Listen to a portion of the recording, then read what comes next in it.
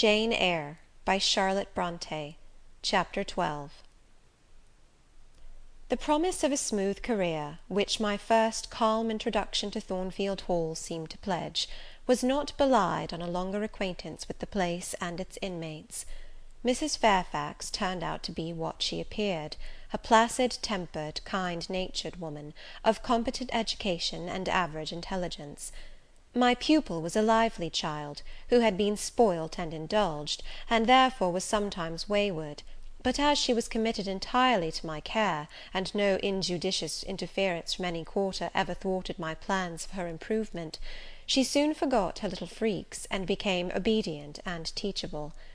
She had no great talents, no marked traits of character, no peculiar development of feeling or taste which raised her 1 inch above the ordinary level of childhood; but neither had she any deficiency or vice which sunk her below it.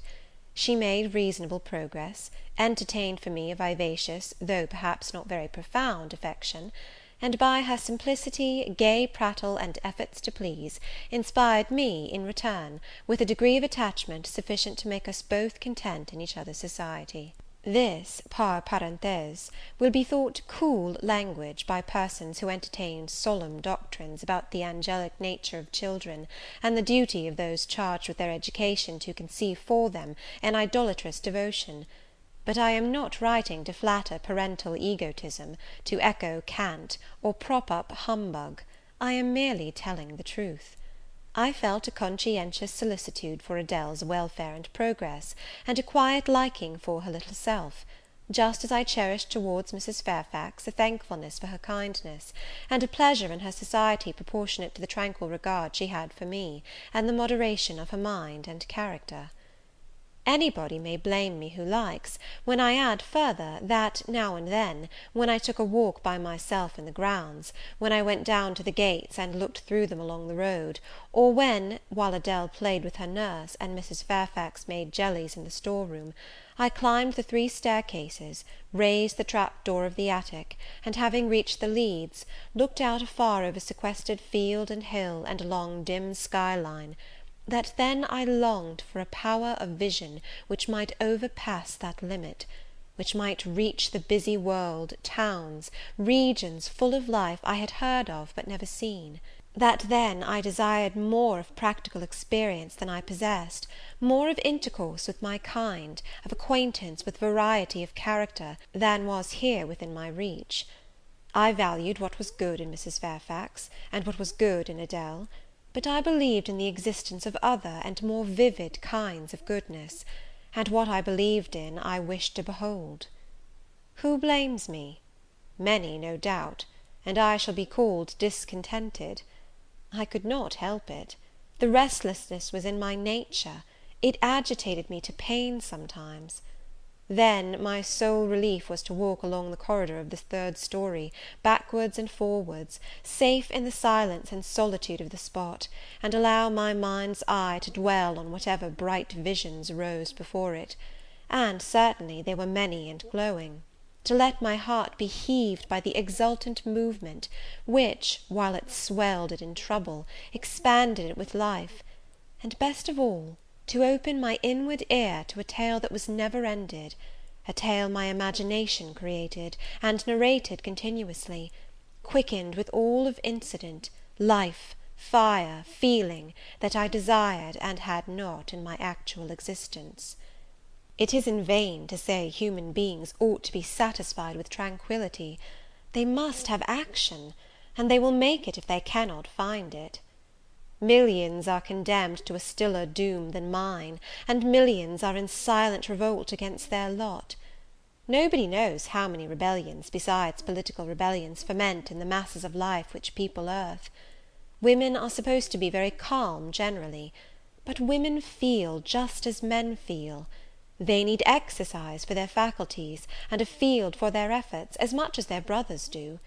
They suffer from too rigid a restraint, too absolute a stagnation, precisely as men would suffer; and it is narrow-minded in their more privileged fellow creatures to say that they ought to confine themselves to making puddings and knitting stockings, to playing on the piano and embroidering bags. It is thoughtless to condemn them, or laugh at them, if they seek to do more or learn more than custom has pronounced necessary for their sex. When thus alone, I not unfrequently heard Grace Poole's laugh, the same peal, the same low, slow ha, ha, which, when first heard, had thrilled me. I heard, too, her eccentric murmurs, stranger than her laugh. There were days when she was quite silent, but there were others when I could not account for the sounds she made. Sometimes I saw her. She would come out of her room with a basin, or a plate, or a tray in her hand, go down to the kitchen, and shortly return, generally, oh, romantic reader, forgive me for telling the plain truth, bearing a pot of porter. Her appearance always acted as a damper to the curiosity raised by her oral oddities. Hard-featured and staid, she had no point to which interest could attach. I made some attempts to draw her into conversation, but she seemed a person of few words. A monosyllabic reply usually cut short every effort of that sort. The other members of the household, viz., John and his wife, Leah the housemaid, and Sophy the French nurse, were decent people, but in no respect remarkable. With Sophy I used to talk French, and sometimes I asked her questions about her native country, but she was not of a descriptive or narrative turn, and generally gave such vapid and confused answers as were calculated rather to check than encourage inquiry. October, November, December passed away. One afternoon in January, Mrs. Fairfax had begged a holiday for Adele because she had a cold, and as Adele seconded the request with an ardour that reminded me how precious occasional holidays had been to me in my own childhood, I accorded it, deeming that I did well in showing pliability on the point. It was a fine calm day, though very cold. I was tired of sitting still in the library through a whole long morning. Mrs. Fairfax had just written a letter which was waiting to be posted, so I put on my bonnet and cloak, and volunteered to carry it to Hay. The distance, 2 miles, would be a pleasant winter afternoon walk. Having seen Adele comfortably seated in her little chair by Mrs. Fairfax's parlour fireside, and given her best wax doll, which I usually kept enveloped in a silver paper in a drawer, to play with, and a story book for change of amusement, and having replied to her, "Revenez bientôt, mon bon ami, ma chère Mademoiselle Jeannette," with a kiss, I set out. The ground was hard, the air was still, my road was lonely. I walked fast till I got warm, and then I walked slowly to enjoy and analyze the species of pleasure brooding for me in the hour and situation. It was 3 o'clock. The church bell tolled as I passed under the belfry. The charm of the hour lay in its approaching dimness, in the low gliding and pale beaming sun. I was a mile from Thornfield, in a lane noted for wild roses in summer, for nuts and blackberries in autumn, and even now possessing a few coral treasures and hips and haws, but whose best winter delight lay in its utter solitude and leafless repose. If a breath of air stirred, it made no sound here, for there was not a holly, not an evergreen to rustle, and the stripped hawthorn and hazel bushes were as still as the white, worn stones which causewayed the middle of the path.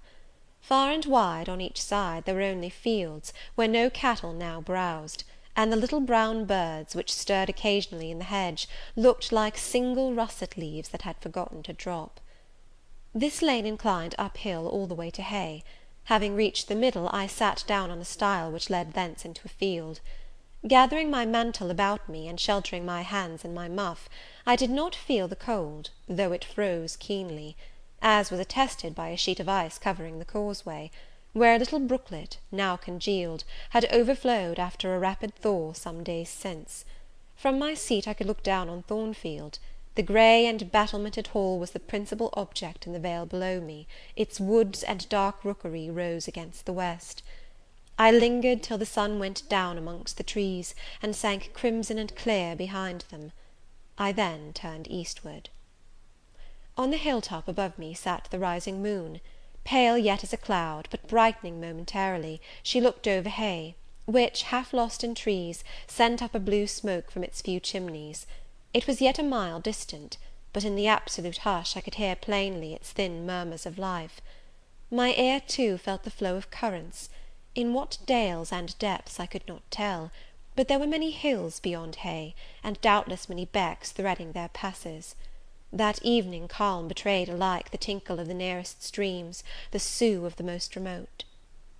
A rude noise broke on these fine ripplings and whisperings, at once so far away and so clear; a positive tramp, tramp, a metallic clatter, which effaced the soft wave wanderings, as, in a picture, the solid mass of a crag, or the rough boles of a great oak, drawn in dark and strong on the foreground, efface the aerial distance of azure hill, sunny horizon, and blended clouds, where tint melts into tint.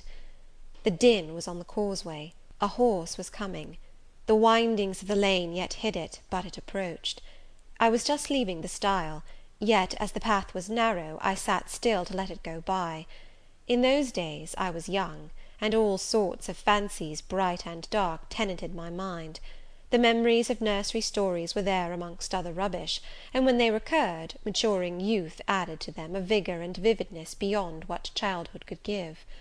As this horse approached, and as I watched for it to appear through the dusk, I remembered certain of Bessy's tales, wherein figured a north of England spirit called a Gytrash, which, in the form of a horse, mule, or large dog, haunted solitary ways, and sometimes came upon belated travellers, as this horse was now coming upon me. It was very near, but not yet in sight, when, in addition to the tramp, tramp, I heard a rush under the hedge, and close down by the hazel stems glided a great dog, whose black and white colour made him a distinct object against the trees. It was exactly one form of Bessy's Gytrash, a lion-like creature, with long hair and a huge head. It passed me, however, quietly enough, not staying to look up, with strange pretercanine eyes, in my face, as I half expected it would. The horse followed, a tall steed, and on its back a rider.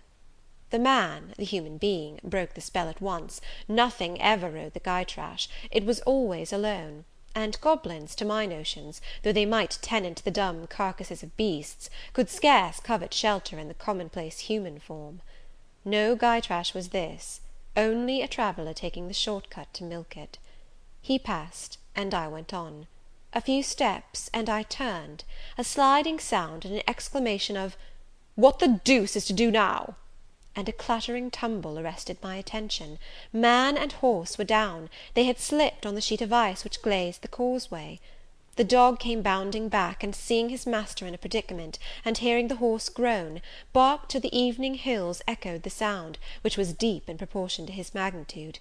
He snuffed round the prostrate group, and then he ran up to me. It was all he could do; there was no other help at hand to summon. I obeyed him, and walked down to the traveller, by this time struggling himself free of his steed. His efforts were so vigorous, I thought he could not be much hurt, but I asked him the question, "Are you injured, Sir?" I think he was swearing, but I am not certain; however, he was pronouncing some formula which prevented him from replying to me directly. "Can I do anything?" I asked again. "You must just stand on one side," he answered, as he rose, first to his knees, and then to his feet. I did; whereupon began a heaving, stamping, clattering process, accompanied by a barking and baying which removed me effectually some yards distance; but I would not be driven quite away till I saw the event. This was finally fortunate; the horse was re-established, and the dog was silenced with a "Down, Pilot!" The traveller, now stooping, felt his foot and leg, as if trying whether they were sound. Apparently something ailed them, for he halted to the stile whence I had just risen, and sat down. I was in the mood for being useful, or at least officious, I think, for I now drew near him again. "If you are hurt, and want help, Sir, I can fetch some one either from Thornfield Hall or from Hay." "Thank you, I shall do. I have no broken bones, only a sprain." And again he stood up and tried his foot, but the result extorted an involuntary "Ugh!" Something of daylight still lingered, and the moon was waxing bright. I could see him plainly. His figure was enveloped in a riding cloak, fur-collared and steel-clasped. Its details were not apparent, but I traced the general points of middle height and considerable breadth of chest. He had a dark face, with stern features and a heavy brow. His eyes and gathered eyebrows looked ireful and thwarted just now. He was past youth, but had not reached middle age. Perhaps he might be 35. I felt no fear of him, and but little shyness.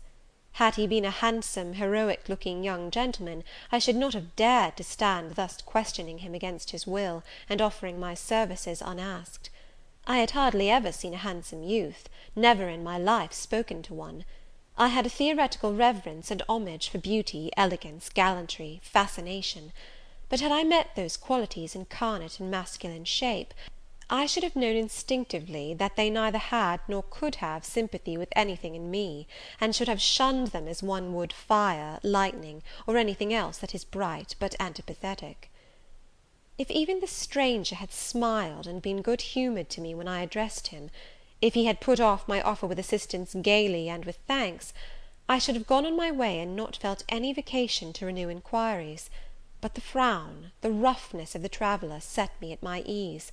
I retained my station when he waved me to go, and announced, "I cannot think of leaving you, Sir, at so late an hour, in this solitary lane, till I see you are fit to mount your horse." He looked at me when I said this. He had hardly turned his eyes in my direction before. "I should think you ought to be at home yourself," said he, "if you have a home in this neighbourhood. Where do you come from?" "From just below, and I am not at all afraid of being out late when it is moonlight. I will run over to Hay for you with pleasure, if you wish it. Indeed, I am going there to post a letter." "You live just below? Do you mean at that house with the battlements?" pointing to Thornfield Hall, on which the moon cast a hoary gleam, bringing it out distinct and pale from the woods, that, by contrast with the western sky, now seemed one mass of shadow.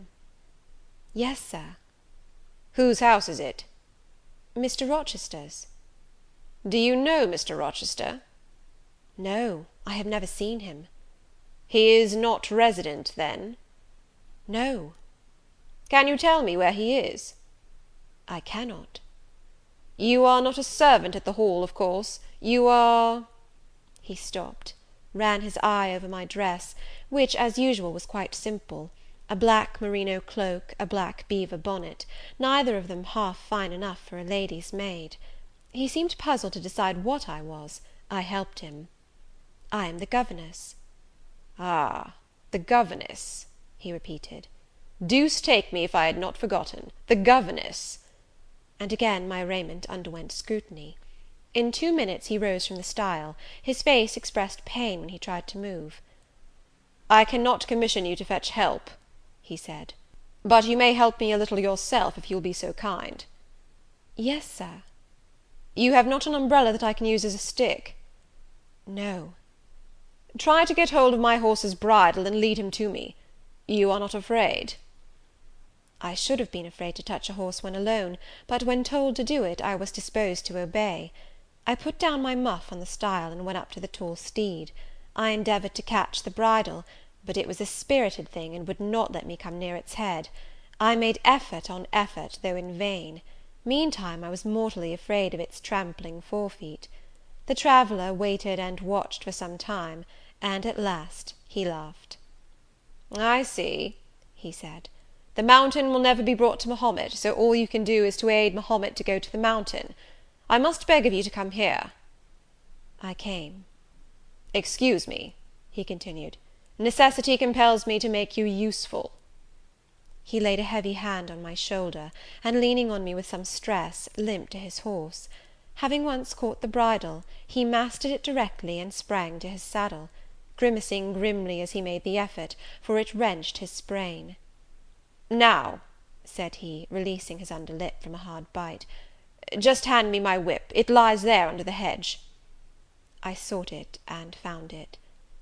"Thank you. Now make haste with a letter to Hay, and return as fast as you can." A touch of a spurred heel made his horse first start and rear, and then bound away. The dog rushed in his traces. All three vanished. Like heath that, in the wilderness, the wild wind whirls away. I took up my muff and walked on. The incident had occurred and was gone for me. It was an incident of no moment, no romance, no interest in a sense; yet it marked with change one single hour of a monotonous life. My help had been needed and claimed. I had given it. I was pleased to have done something. Trivial, transitory though the deed was, it was yet an active thing, and I was weary of an existence all passive. The new face, too, was like a new picture introduced to the gallery of memory, and it was dissimilar to all the others hanging there; firstly, because it was masculine, and secondly, because it was dark, strong, and stern. I had it still before me when I entered Hay, and slipped the letter into the post office. I saw it as I walked fast down hill all the way home. When I came to the stile, I stopped a minute, looked round, and listened, with an idea that a horse's hoofs might ring on the causeway again, and that a rider in a cloak, and a guy-trash like Newfoundland dog might be again apparent. I saw only the hedge and a pollard willow before me, rising up still and straight to meet the moonbeams. I heard only the faintest waft of wind roaming fitful among the trees round Thornfield, a mile distant; and when I glanced down in the direction of the murmur, my eye, traversing the hall front, caught a light kindling in a window. It reminded me that I was late, and I hurried on. I did not like re-entering Thornfield. To pass its threshold was to return to stagnation; to cross the silent hall, to ascend the darksome staircase, to seek my own lonely little room, and then to meet tranquil Mrs. Fairfax, and spend the long winter evening with her, and her only, was to quell wholly the faint excitement wakened by my walk; to slip again over my faculties the viewless fetters of a uniform and too still existence; of an existence whose very privileges of security and ease I was becoming incapable of appreciating. What good it would have done me at that time to have been tossed in the storms of an uncertain, struggling life, and to have been taught by rough and bitter experience to long for the calm amidst which I now repined. Yes, just as much good as it would do a man tired of sitting still in a too easy chair to take a long walk, and just as natural was the wish to stir, under my circumstances, as it would be under his. I lingered at the gates, I lingered on the lawn, I paced backwards and forwards on the pavement. The shutters of the glass door were closed; I could not see into the interior, and both my eyes and spirit seemed drawn from the gloomy house, from the grey hollow filled with rayless cells, as it appeared to me, to that sky expanded before me, a blue sea absolved from taint of cloud, the moon ascending it in solemn march, her orb seeming to look up as she left the hill-tops, from behind which she had come, far and farther below her, and aspired to the zenith, midnight dark in its fathomless depth and measureless distance; and for those trembling stars that followed her course, they made my heart tremble, my veins glow when I viewed them. Little things recall us to earth. The clock struck in the hall; that sufficed. I turned from moon and stars, opened a side door, and went in. The hall was not dark, nor yet was it lit, only by the high-hung bronze lamp. A warm glow suffused both it and the lower steps of the oak staircase. This ruddy shine issued from the great dining-room, whose two-leaved door stood open, and showed a genial fire in the grate, glancing on marble hearth and brass fire-irons, and revealing purple draperies and polished furniture, in the most pleasant radiance. It revealed, too, a group near the mantel-piece. I had scarcely caught it, and scarcely become aware of a cheerful mingling of voices, amongst which I seemed to distinguish the tones of Adele, when the door closed. I hastened to Mrs. Fairfax's room. There was a fire there too, but no candle, and no Mrs. Fairfax. Instead, all alone, sitting upright on the rug, and gazing with gravity at the blaze, I beheld a great black and white long-haired dog, just like the guy-trash of the lane. It was so like it that I went forward and said, "Pilot?" and the thing got up, and came to me, and snuffed me. I caressed him, and he wagged his great tail; but he looked an eerie creature to be alone with, and I could not tell whence he had come.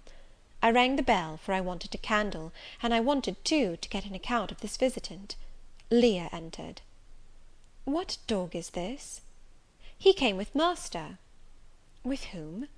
"With master, Mr. Rochester. He's just arrived." "Indeed! And is Mrs. Fairfax with him?" "Yes, and Miss Adele. They are in the dining-room, and John is gone for a surgeon, for master has had an accident; his horse fell, and his ankle is sprained." "Did the horse fall in Hay Lane?" "Yes, coming down hill. It slipped on some ice." "Ah! Bring me a candle, will you, Leah?" Leah brought it. She entered, followed by Mrs. Fairfax, who repeated the news, adding that Mr. Carter the surgeon was come, and was now with Mr. Rochester. Then she hurried out to give orders about tea, and I went up stairs to take off my things. CHAPTER XIII.